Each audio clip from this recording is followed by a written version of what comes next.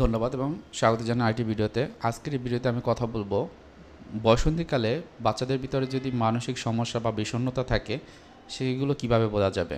আমি আছি counselling psychologist Asaduzzaman Raju. বর্তমানে প্র্যাকটিস করছি পাইনাল মেন্টাল হেলথ কেয়ার সেন্টার, যেটা মিরপুর 2 অবস্থিত।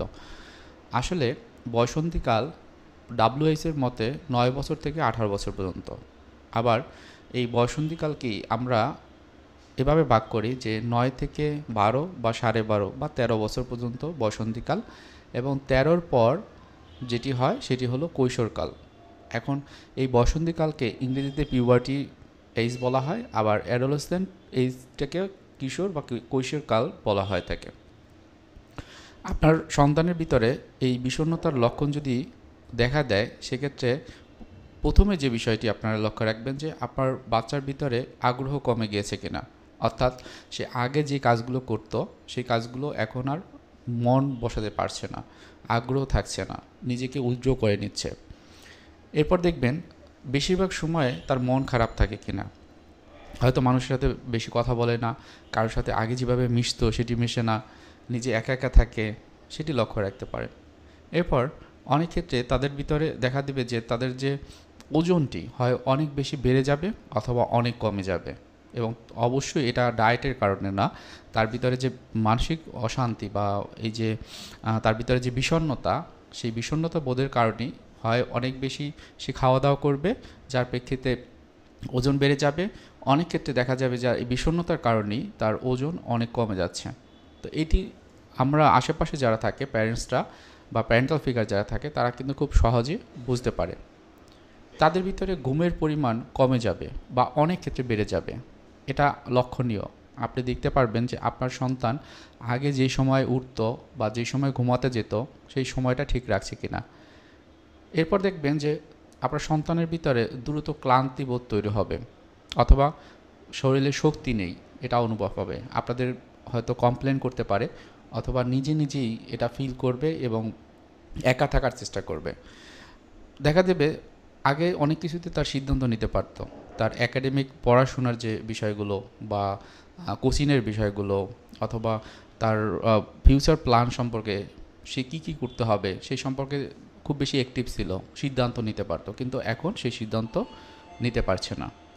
বেশিরভাগ সময় নিজেকে অপরাধী ভাববে, আমি অপরাধ করে ফেলেছি, আসলে এটা ঠিক হয়নি, এটা কি ভুল হয়েছে কিনা, আশেপাশে যারা থাকবে তাদের কাছে অনেক ক্ষেত্রে জিজ্ঞাসা করতে পারে। এরপর মনোযোগের সমস্যা তাদের ভিতরে অনেক বেশি থাকে, কোনো কিছুতে মনোযোগ দিতে পারে না যেটি আগে দিতে পারত। অনেক ক্ষেত্রে এ নিয়ে বিভিন্ন রকম কমপ্লেন করে, তারা বলে যে আগে যেরকম মনে রাখতে পারতাম সেটি মনে রাখতে পারে না। তো এটাও কিন্তু আপনারা লক্ষ্য রাখতে পারেন। খুব বেশি এই ধরনের সমস্যা থাকলে তাদের যে লক্ষণটি হয় সেটা হলো সুইসাইডাল টেন্ডেন্সি বা সুইসাইডাল আইডিয়েশন। দেখা যায় এই যে ডিপ্রেশন বা বিষণ্ণতার ক্ষেত্রে যারা পেশেন্টরা অনেক দিন ধরে ভোগে, যারা এটাকে কন্ট্রোল রাখতে পারে না, দেখা যায় অনেক ক্ষেত্রে তারা সুইসাইড করে ফেলে।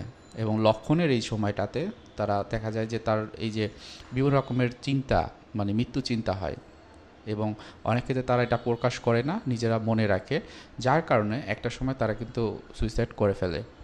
এবং রিসার্চেও দেখা গিয়েছে যে যারা হচ্ছে যে সুইসাইড করে তাদের 100 জনের ভিতরে দেখা গেছে প্রায় 90%-এর কোনো না কোনো মানসিক সমস্যা ছিল, এবং তারা বেশিরভাগই হলো এই ডিপ্রেশন বা বিষণ্ণতা।